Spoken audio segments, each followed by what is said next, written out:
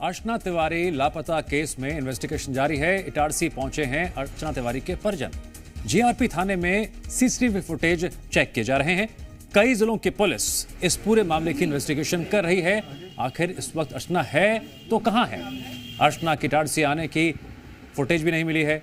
परिजनों को अब तक कोई भी ऐसी पुख्ता जानकारी नहीं मिल पाई है अर्चना को लेकर। नर्मदा नदी में एसडीआरएफ सर्च अभियान भी चला रही है। दरअसल नर्मदा ब्रिज पर अर्चना की लास्ट लोकेशन मिली थी। अर्चना के परिवार का रो रो कर बुरा हाल है। 7 अगस्त से अर्चना तिवारी लापता है। भोपाल का टाइमिंग था और यही बात हुई है सर। उसके बाद फ़ोन स्विच ऑफ हो गया। सवेरे करीब 6 बज के कुछ मिनट का ट्रेन का टाइम था, वहाँ आना था, वो उसके कारण नहीं आ पाई। अच्छा, फिर घर वालों ने देखा, स्टेशन गए तो ट्रेन हमारी छूट गई थी, करीब थोड़ा आगे चंदिया के करीब पहुंच गई थी। फिर हमने उमरिया में अपना बैग तलाश किया। उमरिया में हमने उसका बैग पाया पर उसको नहीं पाया। फिर हमने आरपीएफ कटनी पे रिपोर्ट लिखाया जीआरपीएफ में, जिसकी डायरी शायद भोपाल पे आ चुकी है। यही कहानी है। देखिए, जब से ये बच्ची के गुमने की सूचना प्राप्त हुई है, श्रीमान पुलिस अधीक्षक महोदय के निर्देश में पूरा जीआरपी का अमला उस बच्ची की तलाश पतारसी के लिए प्रयासरत है। आज उसी अनुक्रम में थाना जीआरपी इटारसी के परिसर में लगे सीसीटीवी जो प्लेटफार्म को भी कवर करते हैं, उसको परिजनों की उपस्थिति में पुनः हम लोग देख रहे हैं और बहुत बारीकी से उसका सीसीटीवी को चेक कर रहे हैं। इसके अलावा जो आउटर में लगे हैं और सामान्य जो पब्लिक के भी सीसीटीवी लगे, कैमरे लगे हैं, उनको भी हम लोग चेक कर रहे हैं। जी मीडिया संवाददाता अभिषेक फोनलाइन पर जुड़ गए हैं। अभिषेक, इन्वेस्टिगेशन जारी है, लेकिन दिक्कत की बात यह है कि अभी तक कोई सीसीटीवी फुटेज ऐसा सामने नहीं आया है जिसमें अर्चना दिखाई दे रही हो। इंदौर में रहकर सिविल जज की तैयारी कर रही कटनी निवासी अर्चना तिवारी 7 अगस्त से लापता है।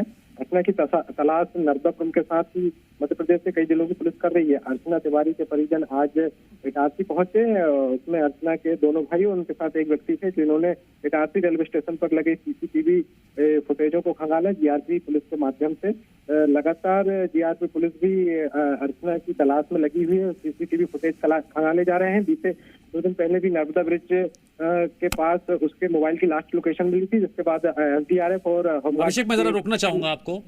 हमारे साथ फोन लाइन पर ही अर्चना तिवारी के भाई अंकुश तिवारी जुड़ गए हैं। अंकुश, आपके परिवार के लिए इस वक्त स्थिति बहुत पीड़ादायक है। आप लगातार पुलिस के संपर्क में भी हैं। जीएमपीसीजी की टीम भी आपके साथ है, कोशिश कर रही है और खबर हम दिखा रहे हैं। आप जानकारी देना चाहेंगे इन्वेस्टिगेशन को लेकर? पुलिस की पुलिस आपको क्या बता रही है? सर, पुलिस प्रशासन अपना पूरा का हमारे लिए सपोर्ट कर रही है, हर जगह से प्रयास कर रही है, लेकिन सफलता भी किसी चीज में नहीं मिली है अभी तक। यानी इन्वेस्टिगेशन तो बहुत हुई है, लेकिन कुछ भी ऐसा हाथ नहीं लगा है कि जिससे किसी प्रकार का लीड मिल सके। अंकुश, कुछ लोकेशन को बारे में जानकारी मिल पाई हो? फोन ट्रेस भी किए जा रहे हैं। लास्ट लोकेशन के बारे में भी जानकारी सामने आ पाई थी? लोकेशन तो सर ऐसे भोपाल जोन का बताया गया, लेकिन जो उनके B3 कोच में और भी पैसेंजर थे, उनसे हमारा पर्सनल वो हुआ, कांटेक्ट हुआ, हमने नंबर निकलवा के करवाया है।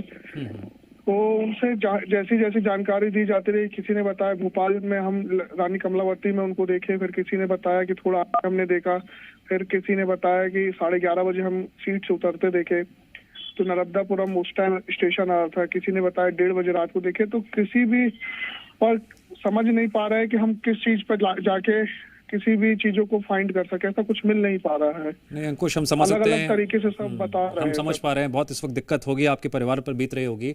आपकी अर्चना तिवारी से आखिरी बार फोन पर क्या बातचीत हुई थी? मम्मी से उनकी बात हुई थी, जिस पर उन्होंने बस नॉर्मल बात किया कि मैं आ रही हूँ। ऐसे ही 3 बार उस टाइम कॉल आया था, लेकिन जो लास्ट कॉल आया था वो 10:16 पे कि क्या कर रहे हो, क्या नहीं कर रहे हो, बस उसी तरीके की बात हुई थी। एकदम नॉर्मल ही बात हुई थी और बड़ी खुश थी वो घर आने के लिए, क्योंकि वो दो कहीं भी रहे, रक्षाबंधन और दीपावली हमेशा घर में ही बनाती थी। और क्या पुलिस ने आपसे ऐसी कोई जानकारी साझा की है कि अर्चना की उस वक्त किसी स्पेसिफिक नंबर पर लगातार बातचीत हुई हो? ऐसी भी खबर सामने आई थी बीच में? CDR रिपोर्ट मिली है, हम लोगों ने खुद ही उस पर इन्वेस्टिगेट किया है। उसकी रिपोर्ट पे जो कॉल डिटेल निकली है 2-3 महीने की, उस पर हमने सभी लगभग नंबरों को कॉल लगा के देखा तो घर परिवार के थे या उसके कोचिंग के ही कुछ स्टूडेंट्स का था या कुछ क्लाइंटों के नंबर थे, क्योंकि वो एडवोकेट थी है। लेकिन सबको फोन लगाने में ऐसा कुछ नहीं मिला जिसपे हम समझे कि कोई किसी भी प्रकार का मार्क किया जा सके। ऐसा कुछ नहीं मिला, सब नॉर्मल ही मिला। नहीं अंकुश, बहुत ही दुखद स्थिति है ये। हमारी भी कोशिश है कि हम भी लगातार अर्चना तिवारी केस पर फॉलोअप कर रहे हैं ताकि किसी को सूचना मिले तो वो जानकारी साझा करे, पुलिस से करे, हमसे करे। ये एक बात और मैं आपसे पूछना चाहूंगा कि कोई भी फुटेज में अर्चना नहीं दिखाई दे रही है?